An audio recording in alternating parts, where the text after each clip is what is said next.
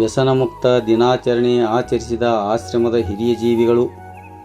ನಗರದ ಅಂಗವಿಕಲರ, ಅನಾಥರ ಹಾಗೂ ವೃದ್ಧಾಶ್ರಮವಾದ ಸುರಕ್ಷಾ ಸೇವಾ ಸಂಸ್ಥೆಯಲ್ಲಿ ಬಸವತತ್ವ ಹರಿಕಾರರು, ಮಹಾಂತ ಜೋಳಿಗೆಯ ಶಿವಶಿಲ್ಪಿಗಳೂ ಆದ ಲಿಂಗೈಕ್ಯ ಪರಮಪೂಜ್ಯ ಶ್ರೀ ಮಣಿಪುರ ಡಾಕ್ಟರ್ ಮಹಾಂತ ಶಿವಯೋಗಿಗಳವರ 94ನೇ ಜನ್ಮದಿನದ ಪ್ರಯುಕ್ತ ವ್ಯಸನಮುಕ್ತ ದಿನಾಚರಣೆ ಆಚರಿಸಲಾಯಿತು.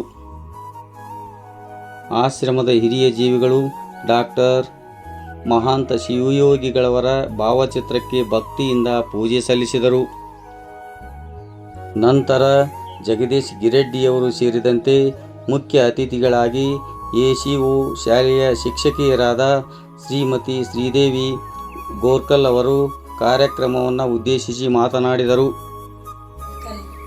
ಈ ಒಂದು ಆಶ್ರಯದಲ್ಲಿ ನಡೆಯುವಂತಹ ನಮ್ಮ ಡಾಕ್ಟರ್ ಮಣಿಪುರ ಶ್ರೀ ಮಹಾಂತ ಗುರುಗಳ ಒಂದು ಜನ್ಮದಿನೋತ್ಸವ ಎಲ್ಲರಿಗೂ ಶುಭಾಶಯ. ಇವತ್ತಿನ ದಿನವನ್ನು ನಾವು ವ್ಯಸನ ಮುಕ್ತ ದಿನವನ್ನಾಗಿ ಆಚರಣೆ ಮಾಡ್ತಾ ಇದ್ದೀವಿ. ಯಾಕೆಂದ್ರೆ ವ್ಯಸನ ಇದರ ಅರ್ಥ ದುಶ್ಚಟಗಳು, ನಮ್ಮಲ್ಲಿ ಇರ್ತಕ್ಕಂಥ ಕೆಟ್ಟ ಚಟಗಳು ಅಂತ ಹೇಳ್ತಾರೆ. ಈಗ ವ್ಯಸನ ಅಂತಂದ್ರೆ ಕೆಟ್ಟ ವಿಚಾರಗಳು ಅಥವಾ ಕೆಟ್ಟ ನಮ್ಮ ಆರೋಗ್ಯಕ್ಕೆ ಪರಿಣಾಮ ಬೀರುವಂಥವು ಅಂತ ಹೇಳ್ಬೋದು. ಹಾಗಾಗಿ ನಮ್ಮ ಮಹಾಂತ ಗುರುಗಳು ಏನ್ ಮಾಡ್ತಾರೆ, ಅವರ ಒಂದು ಜನ್ಮದಿನವನ್ನ ವ್ಯಸನ ಮುಕ್ತ ದಿನವನ್ನಾಗಿ ಮಾಡಬೇಕು ಅಂತ ನಮ್ಮ ಕರ್ನಾಟಕ ಸರ್ಕಾರ ಆ ಒಂದು ಪ್ರತಿ ವರ್ಷ ಆಗಸ್ಟ್ 1ನೇ ತಾರೀಕು ಅವರ ಜನ್ಮದಿನವನ್ನ ವ್ಯಸನ ಮುಕ್ತ ದಿನವನ್ನಾಗಿ ಆಚರಣೆ ಮಾಡೋದಕ್ಕೋಸ್ಕರ ಹೇಳ್ತಾರೆ. ಅದೇ ರೀತಿಯಾಗಿ ಎಲ್ಲ ಶಾಲಾ ಕಾಲೇಜುಗಳಲ್ಲಿ ಇವತ್ತಿನ ದಿನ ನಾವು ಮಹಂತ ಸ್ವಾಮಿಗಳ ಒಂದು ಫೋಟೋವನ್ನು ಇಟ್ಟು ಅವ್ರು ಹೇಳಿರ್ತಕ್ಕಂಥ ಪ್ರತಿಯೊಂದು ವಿಚಾರಗಳನ್ನ ಮಕ್ಕಳಲ್ಲಿ ಹೇಳಿಸ್ತಾ ಹೋಗ್ತಾ ಇದ್ದೀವಿ.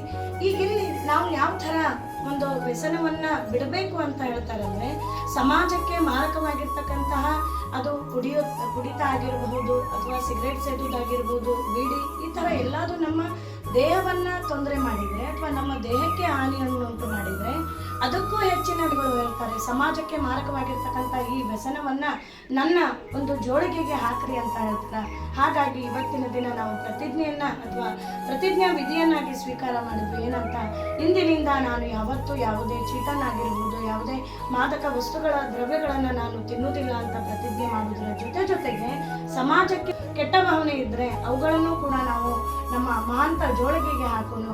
ನಾವೇನಾದ್ರೂ ಚೀಟು ಅಂತ ಏನಾದ್ರೂ ಮಾದಕ ವಸ್ತುಗಳನ್ನ, ಸಿಗರೇಟು, ಇಂಥ ಯಾವುದಾದ್ರೂ ನಮ್ಮ ದೇಹಕ್ಕೆ ಹಾನಿ ಉಂಟು ಮಾಡುವಂತಹ ವಿಚಾರಗಳು ಏನೇ ಇದ್ರೂ ಕೂಡ ಅವುಗಳನ್ನು ಕೂಡ ನಾವು ಮಹಾಂತ ಜೋಳಿಗೆಗೆ ಹಾಕೋನು ಅಂತ ಹೇಳ್ತಾ, ಯಾವ್ದೋ ಮನೆಗೆ ಬಂದಾಗಲಿ ಗುರುಮಾಂತ ಶ್ರೀಗಳು ಕೂಡ ಏನಂದ್ರೆ ಮಹಾಂತ ಶ್ರೀಗಳಷ್ಟೇ ಪವಿತ್ರತೆಯಿಂದ ಆ ಜೋಳಿಗೆಯನ್ನು ಮುನ್ನಡೆಸಿಕೊಂಡು ಹೋಗುತ್ತಿರುವುದರ ಪರಿಣಾಮವಾಗಿ ಇವತ್ತು ಸಮಾಜದಲ್ಲಿ ಜೋಳಿಗೆ, ಮಹಾಂತ ಜೋಳಿಗೆ ಒಂದು ಇಡೀ ದೇಶಕ್ಕೆ ಬೆಳಕಾಗುತ್ತಿದೆ.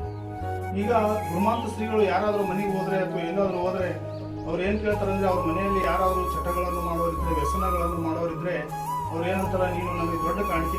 ಗುರುಮಾಂತ ಶ್ರೀಗಳು ಕೇಳೋ ಭಿಕ್ಷೆ ಏನಂತಂದ್ರ ಯಾವುದೇ ದುಡ್ಡು ದುಗ್ಗಾಣಿಗಳನ್ನ ಕೇಳೋದಿಲ್ಲ. ಆತ ಮಾಡ್ತಿರ್ತಕ್ಕಂಥ ಚಟಗಳನ್ನ, ಆತ ಮಾಡ್ತಿರ್ತಕ್ಕಂಥ ವ್ಯಸನವನ್ನು ನನ್ನ ಜೋಳಿಗೆ ಹಾಕಿ ಇವತ್ತಿನಿಂದ ನೀನು ವ್ಯಸನ ಮುಕ್ತವಾಗಬೇಕೆಂದು ವಾಗ್ದಾನ ಮಾಡಿಸಿ ಅದೆಷ್ಟೋ ಕುಟುಂಬಗಳಿಗೆ ಆಸರೆಯಾಗಿದ್ದನ್ನು ನಾವು ಕಣ್ಣಾರೆ ಕಾಣ್ತಾ ಇದ್ದೀವಿ. ಅಂಥವರ ಒಂದು ಜನಿಸಿದ ನಾಡಿನಲ್ಲಿ ನಾವೆಲ್ಲರೂ ಬದುಕಿರುವುದೇ ನಮ್ಮ ಭಾಗ್ಯ ಎಂದು ಹೇಳುತ್ತಾ, ಕಾರ್ಯಕ್ರಮದಲ್ಲಿ ಪತ್ರಕರ್ತ ಸಚಿನ್ ಸಾಲಿಮಠ್, ಶ್ರೀಮತಿ ಶ್ರೀದೇವಿ ಗೋರ್ಕಲ್ ಹಾಗೂ ಜಗದೀಶ್ ಗಿರೆಡ್ಡಿಯವರು ಸೇರಿದಂತೆ ಸಂಸ್ಥೆಯ ಸದಸ್ಯರು ಭಾಗವಹಿಸಿದ್ದರು.